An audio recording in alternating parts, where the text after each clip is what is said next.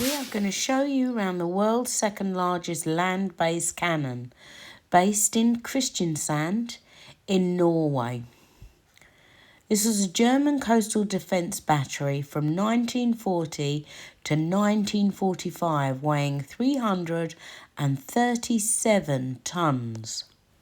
This cannon has a 380mm calibre, and the gun barrel alone weighs 110 tonnes, and it's almost 20 metres long. It has a capacity to reach 55 kilometres. We're actually in the heart here. There's the actual cannon opening. This was Terry, our guide. He was absolutely phenomenal, and we walked round. There's the shell casing.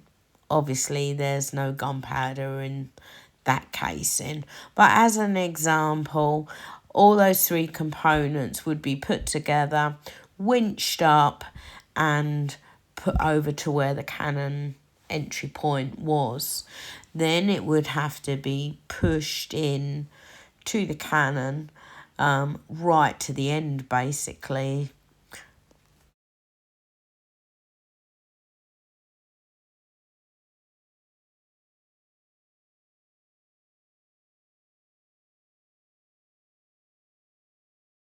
To think the actual gun is still in its original casement is just mind-blowing.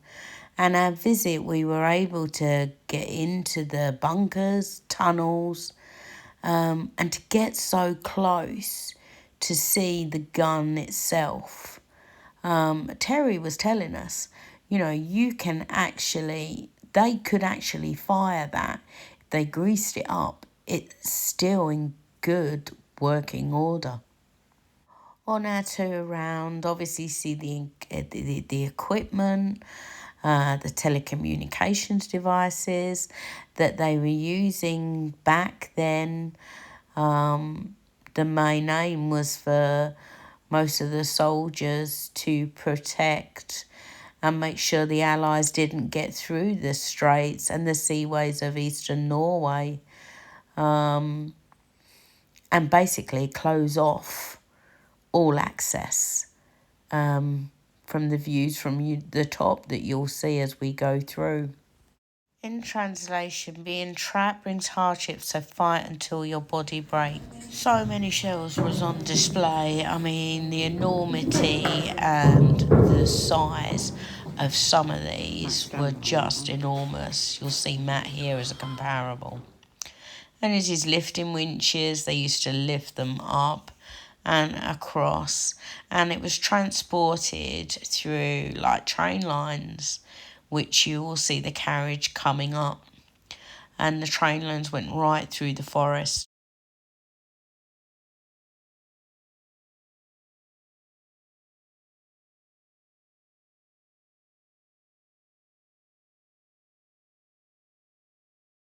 And the translation is loyalty is the mark of honour.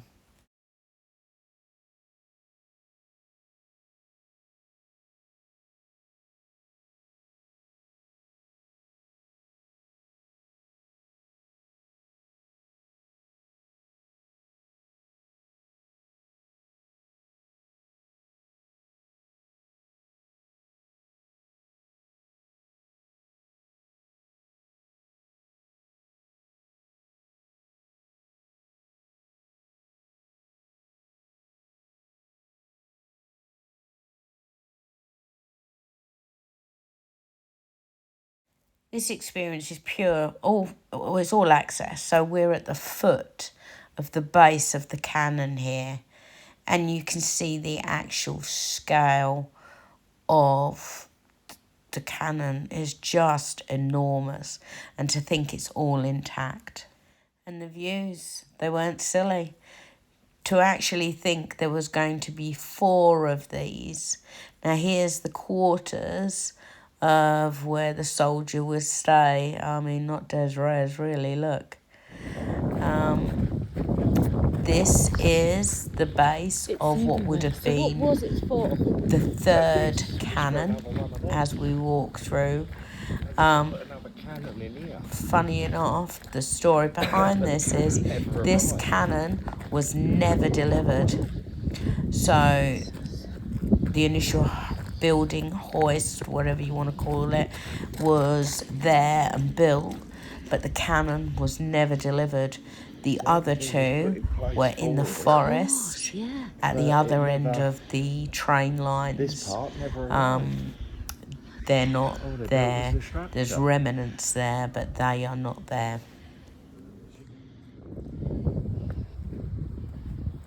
Oh,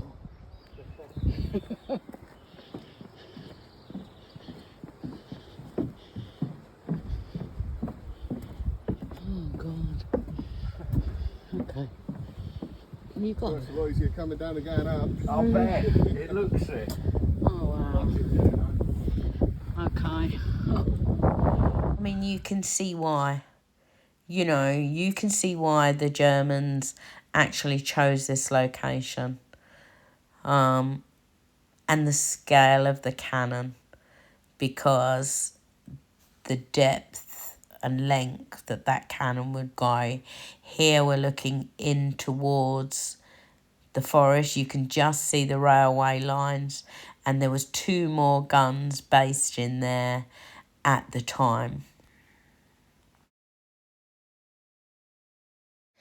This was a guided tour we'd paid for on our P&O cruise. Well worth the money. It was 2 parts to this, so the cannon, and then we went to a house within the area of Kristiansand that was a torture house for prisoners of war when they were interrogated. Look, if you like what you're seeing and you want to join us on the cruise, give us a like, give us a follow, and thanks for watching.